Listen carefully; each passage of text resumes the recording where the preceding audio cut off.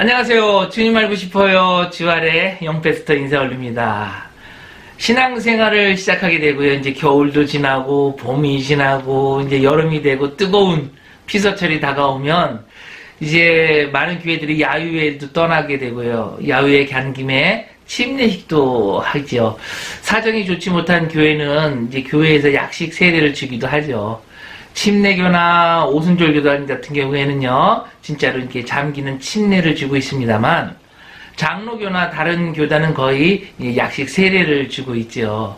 그런데요, 요즘은 교단마다 다르다라기보다도 같은 교단이라도 담임 목사님에 의해서 그 교회 분위기에 의해서 침례하는 교회가 있고 세례하는 교회가 많습니다. 어떤 것이 옳은 것이길래 이 하나가 안 되는 것일까요? 그래서 준비했습니다. 오늘의 질문입니다. 먼저 보시죠. 저는 전에 있던 교회에서 세례를 받았는데 유학을 오면서 새로운 교회에 오게 되었습니다.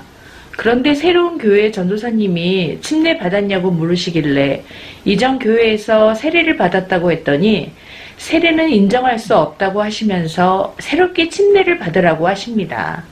전에 제가 세례 받으면서 행복하고 감사했던 그 기억과 나를 축하해주고 축복해주시던 목사님과 성도님들의 모습이 아직도 남아있는데 다시 받아야 하는 건가요?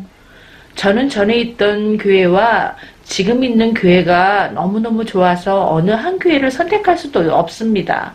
방학이면 전에 있던 교회를 가고 학기가 시작되면 지금 교회로 옵니다.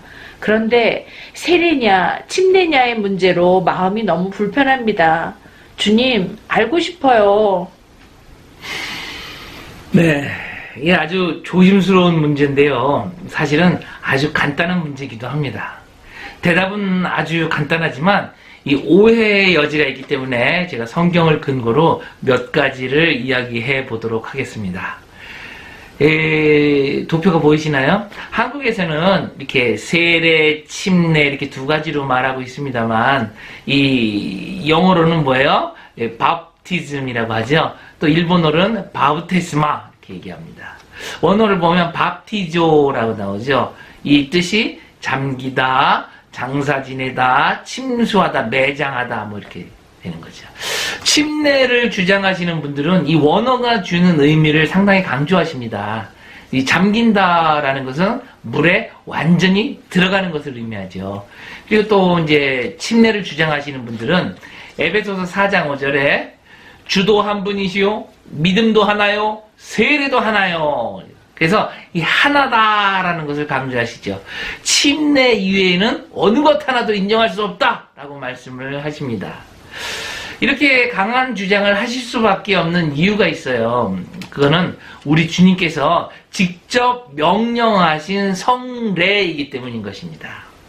마태복음 28장 19절 그러므로 너희는 가서 모든 민족을 제자로 삼아 아버지와 아들과 성령의 이름으로 세례를 베풀고. 예수님은요 거의 모든 형식과 전통을 무너뜨리셨다 라고 해도 과언이 아닐 정도로 형식보다는 내용을 중시하셨어요.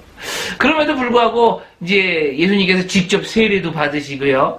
아버지와 아들과 성령의 이름으로 세례를 베풀어라 라고 명령까지 하셨죠. 세례는 이 구약의 할례와 동일합니다. 골로새서 2장 11절 12절 또 그 안에서 너희가 손으로 하지 아니한 할례를 받았으니 곧 육의 몸을 벗는 것이요 그리스도의 할례니라. 너희가 세례로 그리스도와 함께 장사되고 또 죽은 자들 가운데서 그를 일으키신 하나님의 역사를 믿음으로 말미암아 그 안에서 함께 일으키심을 받았느니라. 이 창세기 17장에 할례에 대한 내용이 자세히 나와 있는데요. 이 14절에 보면 할례가 얼마나 중요한지 알 수 있을 것입니다. 14절만 제가 읽어드릴게요. 다 읽고 싶으신 분은 잠깐 멈춰 세우시고 전에 화면을 보시면 되겠죠. 14절입니다. 할례를 받지 아니한 남자 곧 그 포피를 베지 아니하는 자는 백성 중에서 끊어지리니 그가 내 언약을 배반하였음이니라. 세례란 무엇일까요? 세례란 이전에 나는 죽고 옛사람은 죽고 내 자아는 죽고 이 영페스터는 죽고 예수님이 부활하신 것처럼 나도 새롭게 부활하겠다, 나도 새롭게 살겠다라는 예식인 것입니다. 다시 말해서 죄에 대해서는 죽고 그리스도 안에서는 새로운 삶이 시작되는 것이죠. 로마서 6장 3절에서 5절입니다. 무릇 그리스도 예수와 합하여 세례를 받은 우리는 그의 죽으심과 합하여 세례를 받은 줄을 알지 못하느냐? 그러므로 우리가 그의 죽으심과 합하여 세례를 받음으로 그와 함께 장사되었나니 이는 아버지의 영광으로 말미암아 그리스도를 죽은 자 가운데서 살리신 같이 우리로 또한 새 생명 가운데서 행하게 하려 함이라. 만일 우리가 그의 죽으심과 같은 모양으로 연합한 자가 되었다면 또한 그의 부활과 같은 모양으로 연합한 자도 되리라. 예수 죽음 내 죽음, 예수 부활 내 부활, 예수 천국 내 천국. 할렐루야.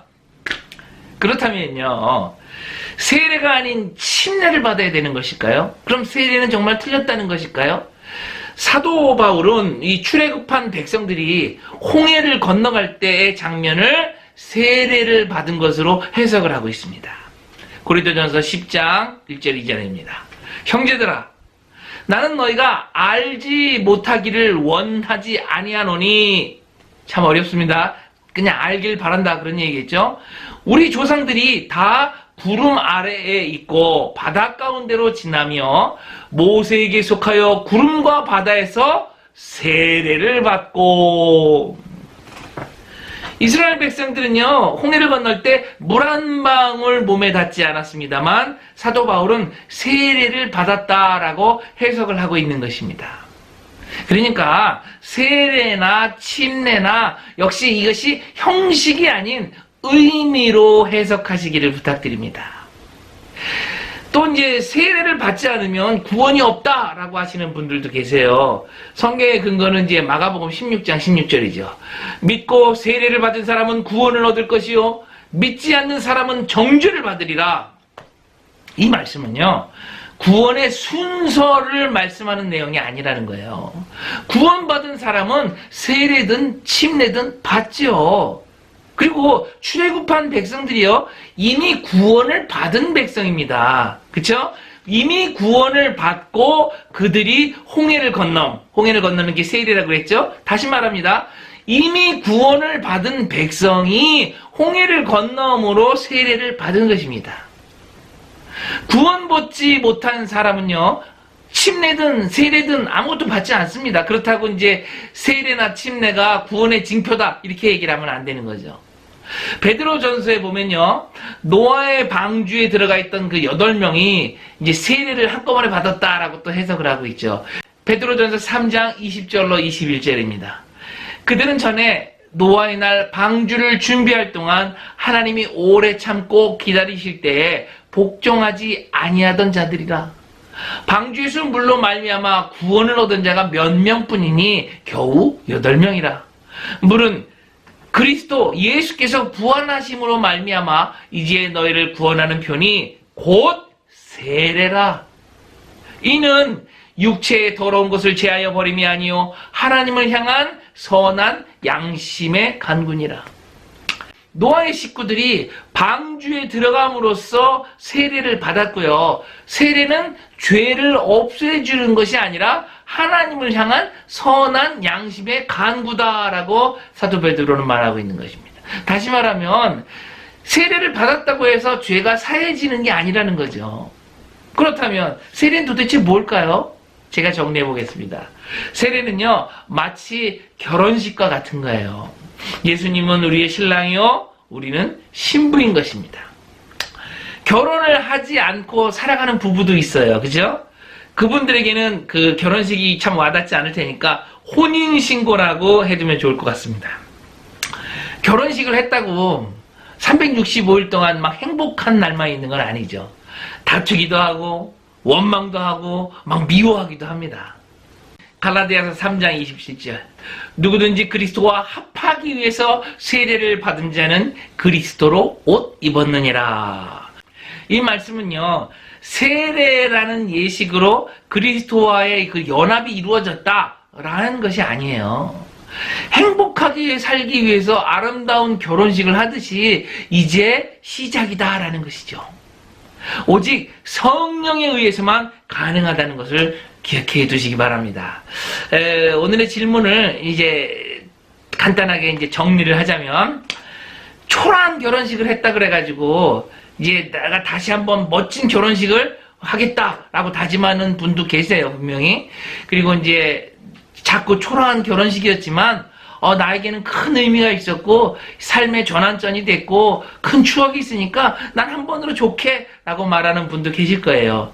또 멋진 결혼식을 했지만 이제 흰머리가 난 후에 나는 은혼식을 할 거야, 또 금혼식을 할 거야 라고 말씀하시는 분도 계시죠. 부부간의 사랑이 넘쳐난다면 어느 것을 해도 아름답습니다. 그렇죠? 침례든지 세례든지 우리 모두는요, 그리스도의 옷을 입은 자인 것입니다.